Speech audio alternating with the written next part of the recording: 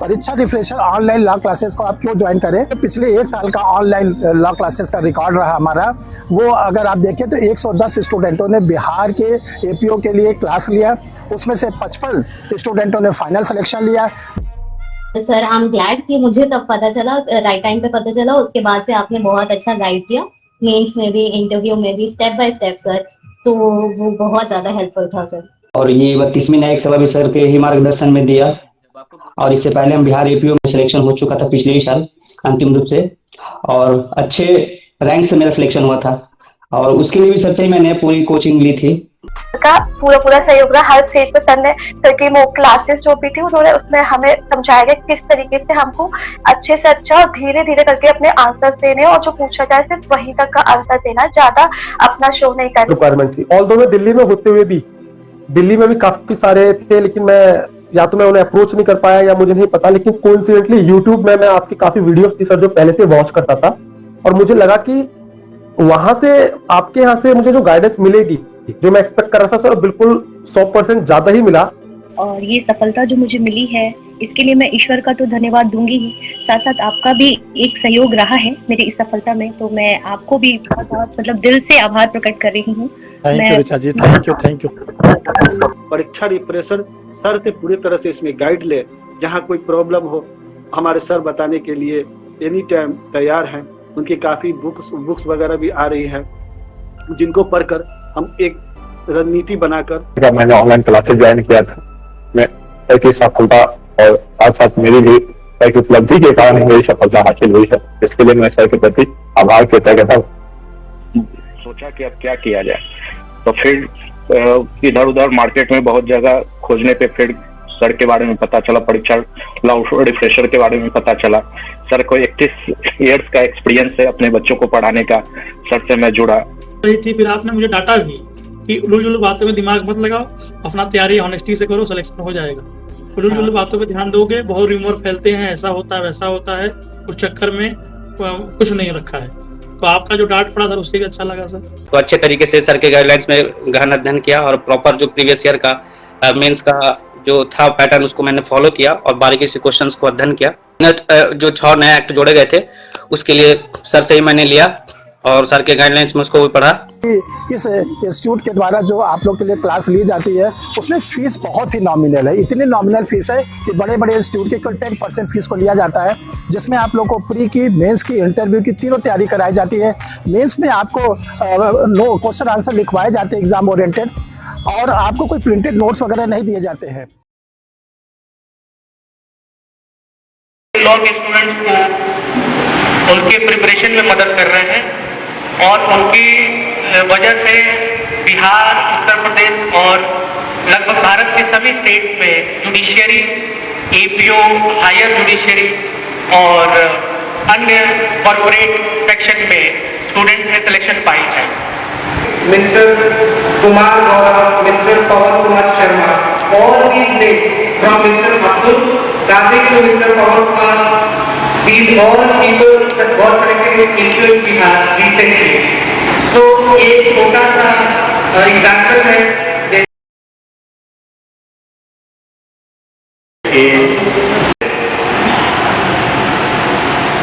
APO Satish sir उपस्थित हैं।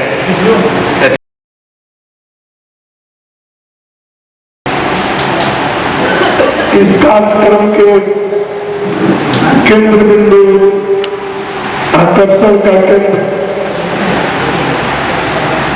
श्रीमान हर्ष बिहारी श्रीवास्तव जी, जिला मीटिंग संघ के इस ऑडिटोरियम में जिला मीटिंग संघ की ओर से मैं हार्दिक स्वागत और अभिनंदन करता हूँ। इनके साथ इनकी धर्मपत्नी भी ऑडिटोरियम में उपस्थित है, मैं उनका ये हार्दिक अभिनंदन और स्वागत करता हूँ। साथ ही साथ इनसे जुड़े भाव है, आप लोगों का भी हार्दिक अभिनंदन और स्वागत है। यह कार्यक्रम किसी भी क्षेत्र में आदमी जब अध्ययन शुरू करता है उस समय अबोध बालक को भी अंगुली पकड़ करके अल्फाबेट लिखना सिखाया जाता है।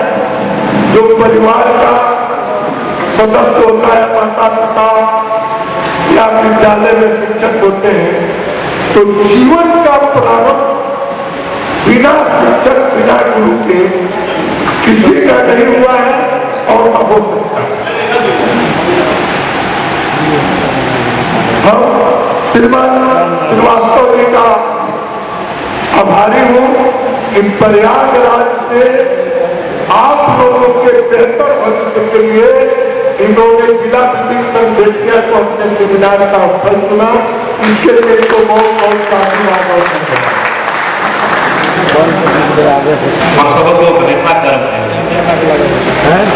विद्या विधिक संघ आप जैसे बुद्धिजीवी और भविष्य की बात सोचने वाले अभिभावक विद्वानों के भरोसे ही आपके मार्गदर्शन में ही उसके घर पे पहुंचा है।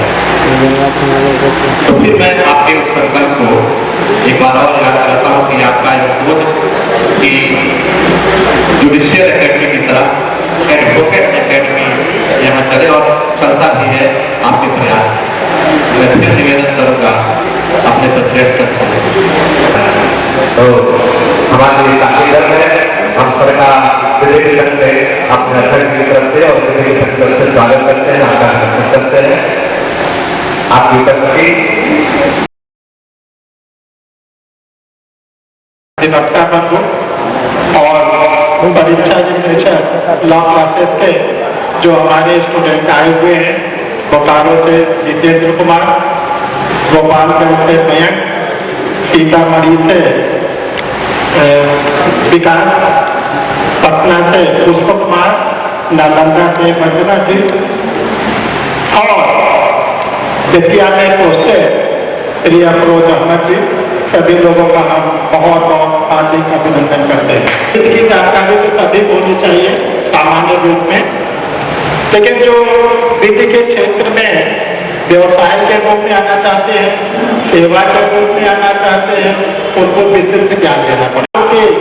आप लोग अधिवक्ता बन हो रहे हैं, आपकी ऊपर ये जिम्मेदारी हम देने की कोशिश कर रहे हैं कि जो भी आपके छोटे भाई हो, बहन हो, जो और भी आपके बच्चे हो जो 10वीं 11वीं 12वीं के छात्र हैं, उनको आप ये बताइए कि अब विधि का एक अलग स्कोप हो गया है और 12वीं के बाद भी बच्चा या बच्ची जा सकता है BA LLB करने के लिए, इंटीग्रेटेड लॉ करने के लिए।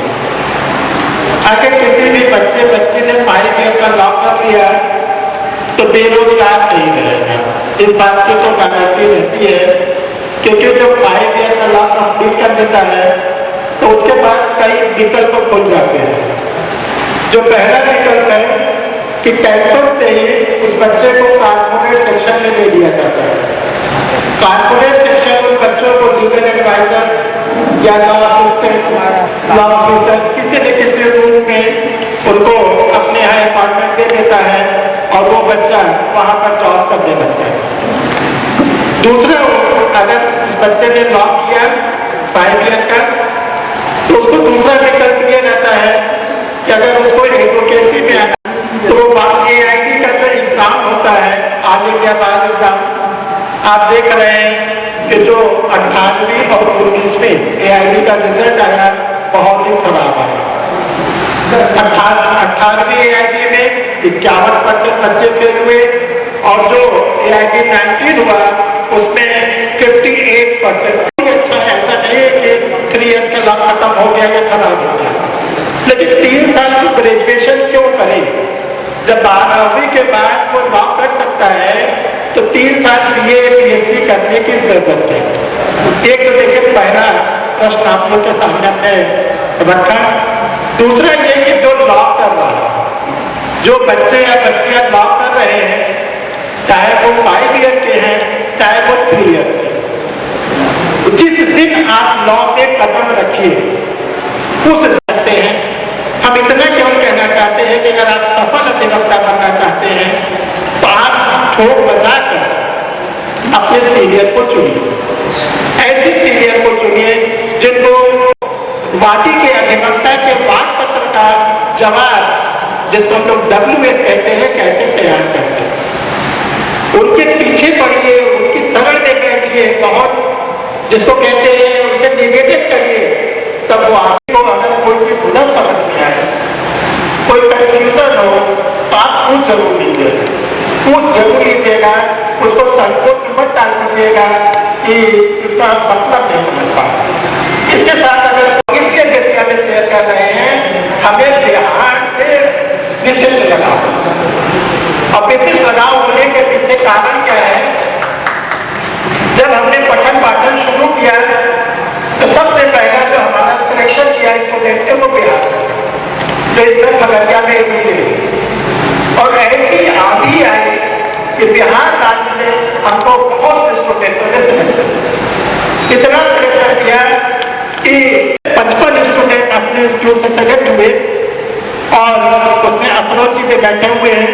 अप्रोच बहुत हमारे अभिन्न, जिसको कहते हैं शुभचिंतक है, कि जब पुलिस डिपार्टमेंट में थे तब से हमसे जुड़े हैं, और इन्होंने जो 2023 में अभ्युदय की सेवा थी उसमें इन्होंने सिलेक्शन लिया, और इन्हीं के साथ एक चालू सक्सेना पढ़ रही थी, उन्होंने बिहार के APO में 4th रैंक प्राप्त किया, लड़कियों में टॉप किया और APO में 4था स्थान प्राप्त, सम्मान दिया। और विद्यालय चेयरमैन साहब से बात करके तो मुझे लगा कि आप बहुत ही सरल और सौम्य हमारे चेयरमैन साहब हैं, आपका पूरा सहयोग भी मुझे मिला। तो देखिए, सबसे पहले आप लोग सेलेक्ट करिए स्टेट, इसको 3 पार्ट में बांट कीजिए, state A, state B, state C, 3 part में बांटिए, state A, state B, state C। State A में आप उन राज्यों का नाम लिखिए जहां पर लॉ के साथ जनरल स्टडीज आता है, विधि के साथ सामान्य ज्ञान का पेपर होगा। वो 4 स्टेट है, बिहार, झारखंड, उत्तर प्रदेश, उत्तराखंड। ये सेट A में रहना चाहिए, set A। Set number B, set number B में मध्य प्रदेश स्टेट आता है जुडिशरी का, और छत्तीसगढ़ स्टेट आता है जुडिशरी, जहां पर आपको लॉ तो पढ़ना है और जनरल स्टडीज जो पढ़ना है वो थोड़ा पढ़ना है, थोड़ा, और थोड़ा भी जो पढ़ना है वो राज्य का सामान्य ज्ञान, मध्य प्रदेश का सामान्य ज्ञान मध्य प्रदेश की जुडिशरी में, छत्तीसगढ़ का सामान्य ज्ञान छत्तीसगढ़ की जुडिशरी में। बाकी वहां पर आपसे सामान्य ज्ञान में history, geography, economics, science, politics ये नहीं पूछे जाते। अब आता है सेट नंबर 3।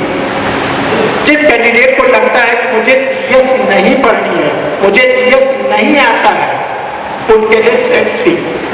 सेट C में आता है राजस्थान जुडिशरी, राजस्थान जुडिशरी, जहां पे 100 नंबर के प्रश्न पत्र में 100 क्वेश्चन में एक भी क्वेश्चन जनरल नॉलेज का नहीं आएगा, नहीं आएगा। तो सबसे पहले आपको फंडामेंटल रूल ये बताया गया, स्टेट को सिलेक्शन करें। अब आपने स्टेट को सिलेक्ट करना है, जब स्टेट A में जाना है, स्टेट B में, रूल्स नंबर 1। रूल्स नंबर 2, जैसे हम लोग CPC में तीसरे में IPC नहीं आता, जिसको प्रेजेंट में कहते हैं BNS। हम लोग जब छात्र थे तब से लेकर 32वीं तक में बिहार स्टेट के जुडिशरी में IPC सिलेबस में नहीं, ये एक विडंबना है। तो अब आपके सिलेबस को डाउन कर दीजिए, नेक्स्ट निकाल लीजिए, मार्केट में प्रिंटेड भी मिलता है, और जिसको न मिले वो सर हमको बताइए, हम PDF आप लोग को प्रोवाइड करा देंगे। अभी आपको नंबर वगैरह सब दे देंगे, तो जिसको न मिले हमको बताएंगे, हम उनको दे देंगे। तो नंबर 2 पे आप स्टेट को सेलेक्ट करिए, जब इस नंबर 1 स्टेट सेलेक्ट करिए, नंबर 2 पे आप क्या करिए कि अपने पास उसका सिलेबस।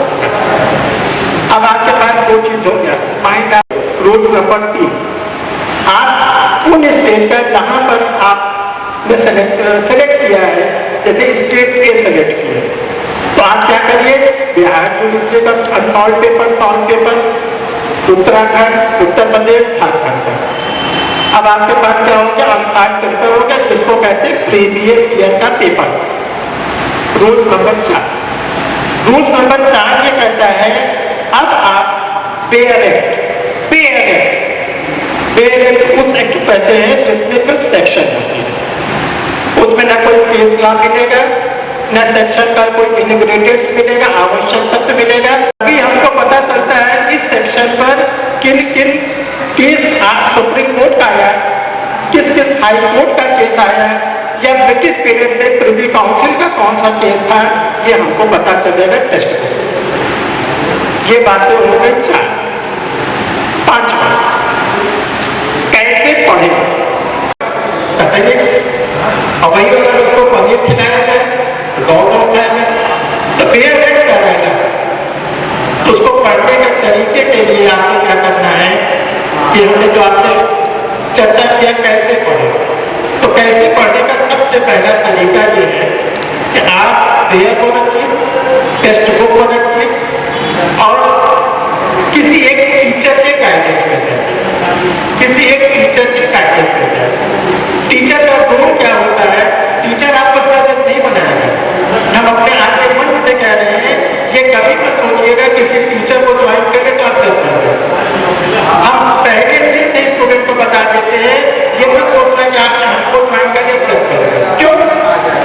इसका कारण ये है कि जब तक आप सेल्फ स्टडी नहीं करेंगे कुछ नहीं।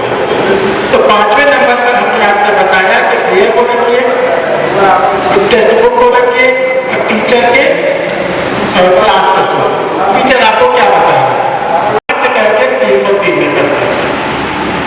और क्या चेंजेस किया गया, जब चोरी होती थी आईपीसी में 3 वर्ष का कारावास या जुर्माना या बस इतने पनिशमेंट था।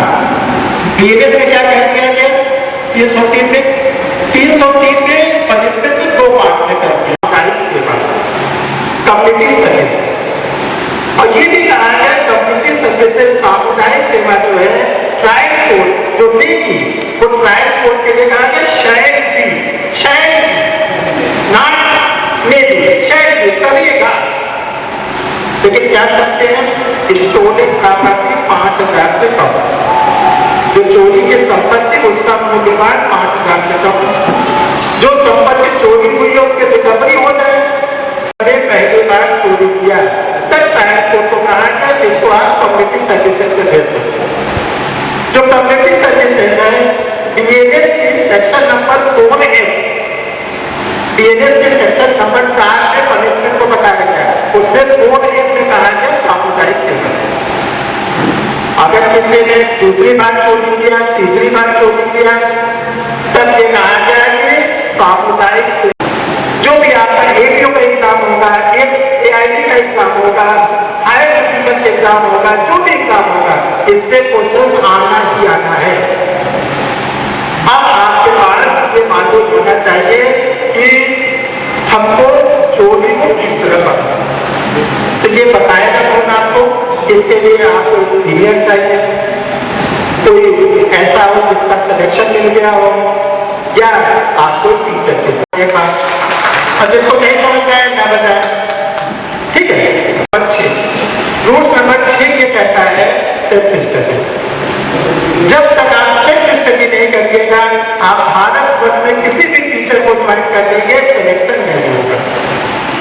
नोट करते हैं, सेल्फ स्टडी क्या होती है, जब आप सेल्फ स्टडी करते हैं, यानी सेक्शन पढ़ते हैं, केस लॉ को पढ़ते हैं, आप किसी इंग्रेडिएंट्स को पढ़ते हैं, अनेकों गलतियां आप करते हैं।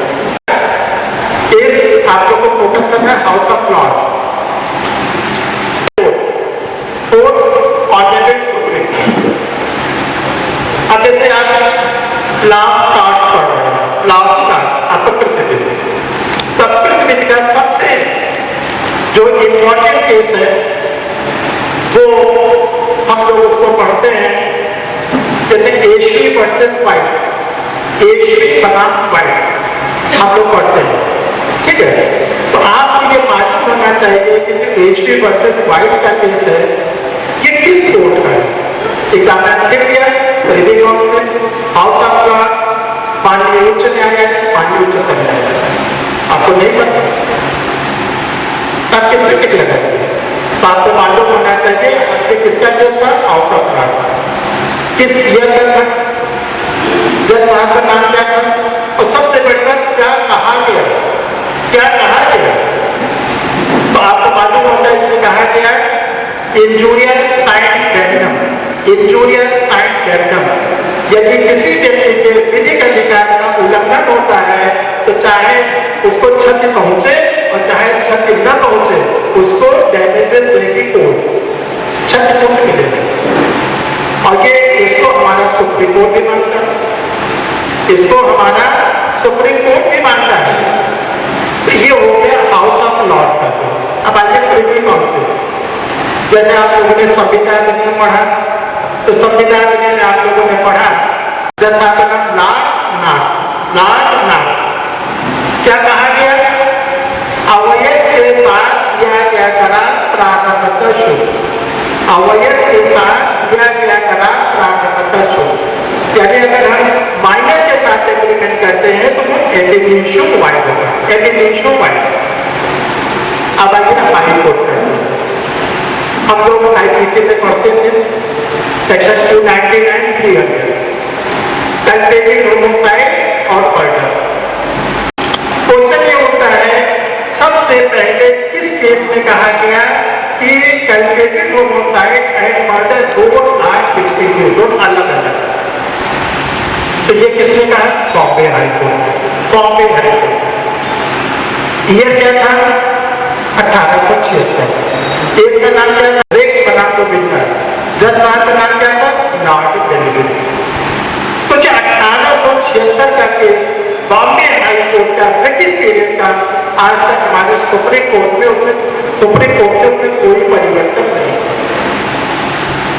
तो आपके पास ये केस मालूम होना चाहिए।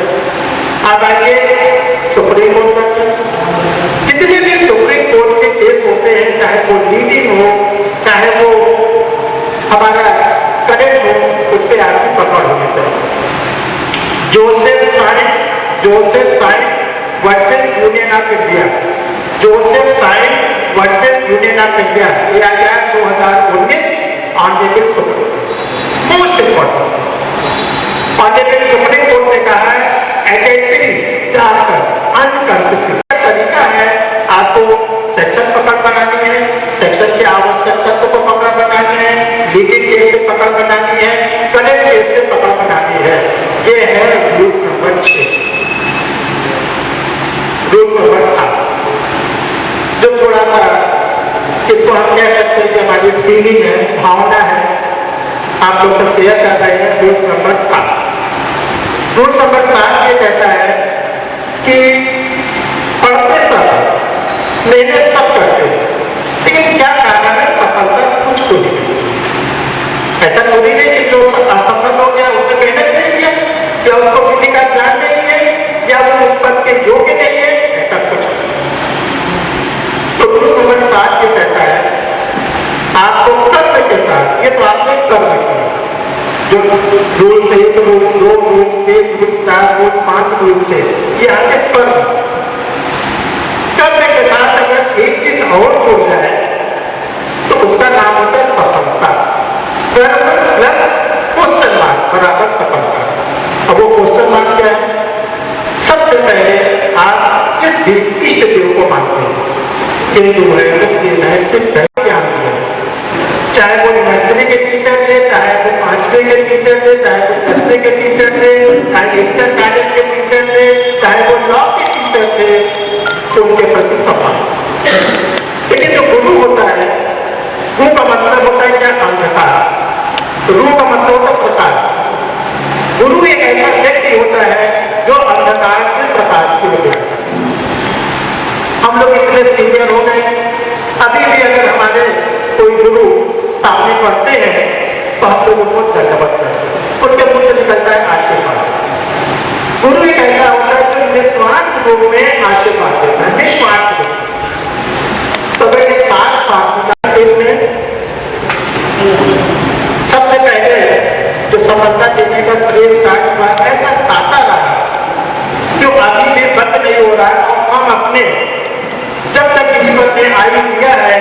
बिहार स्टेट में सिलेक्शन रुकने नहीं पाएगा हमारे स्टूडेंटों का।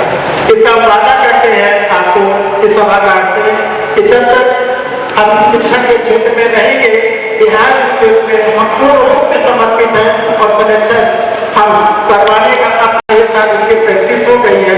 उनको भी हम सलाह देना चाहते हैं कि वो एक बार कोशिश करें हायर एजुकेशन में जाने की, हायर एजुकेशन में जाने की। और जो बिहार का HSS निकलता है, झारखंड का HSS निकलता है, उसके आप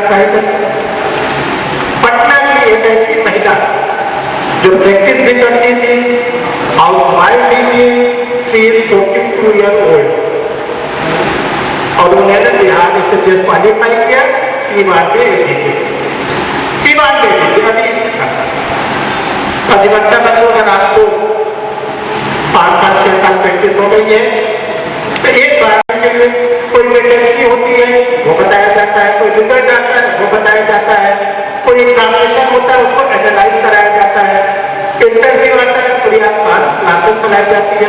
तो आपको घर बैठे ढेर सारी फैसिलिटीज आपको घर बैठे मिलती है। तो इन्हीं सब शब्दों के साथ हम आप लोग से ये कहना चाहते हैं कि अगर आप लोग के कुछ प्रश्न हो, आप हमसे कुछ पूछना चाहते हैं तो आप लोग को आमंत्रित करते हैं, बिना डरे बिना हिचके, बड़ा भाई मान के जो भी आपको लगता है सर आप हमसे पूछ सकते हैं और हम कोशिश करेंगे उसके प्रश्न का उत्तर आप लोग को जरूर देंगे। तो कुछ आप लोग पूछना चाहते हैं तो पूछ सकते हैं, एनी क्वेश्चन लगता है, इसीलिए वहां से हम आप लोग के लिए आए। और इसके पहले 2 सेमिनार बिहार में और हो चुका है। फरवरी 2024 में पटना में स्टूडेंटों के लिए किया गया था जो 55 लोग बिहारी में सेलेक्ट हुए थे, उसमें अफरोज अहमद भी आए थे और लोग भी आए थे। दूसरा सेमिनार अगस्त में 2024 में दीनबंधु जी के नेतृत्व में समस्तीपुर में किया और तीसरा आप लोग के बेतिया में। और हम ये चाहेंगे कि आप लोग अपने अंदर जागरूकता लाएं, जो आप लोग से अनुज हैं, छोटे हैं, उनको आप लोग हमें अनुमति दें। और जो ईश्वर ने मुझे ज्ञान दिया था, हो सकता है आपको कोई त्रुटि हो गई हो, तो जो ज्ञान दिया था वही हमने आप लोग के सामने शेयर किया। धन्यवाद।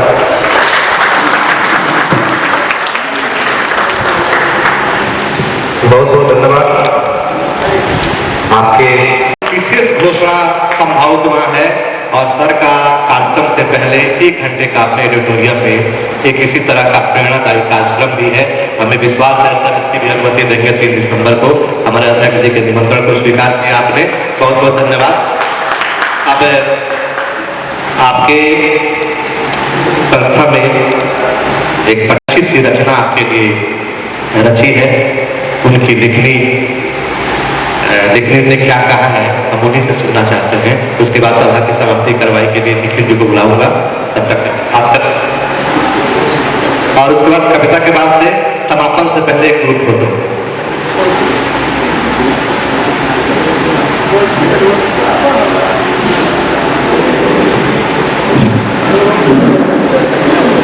आदरणीय मंच पर उपस्थित हमारे गुरु बिहारी श्रीवास्तव सर और इस मंच के संचालक आदरणीय विशिष्ट अतिथिगण के रूप में यहाँ बेतिया बार एसोसिएशन के अध्यक्ष को मेरा सादर प्रणाम। और यहाँ पर उपस्थित जितने भी अधिवक्तागण हैं उन्हें भी मेरा प्रणाम।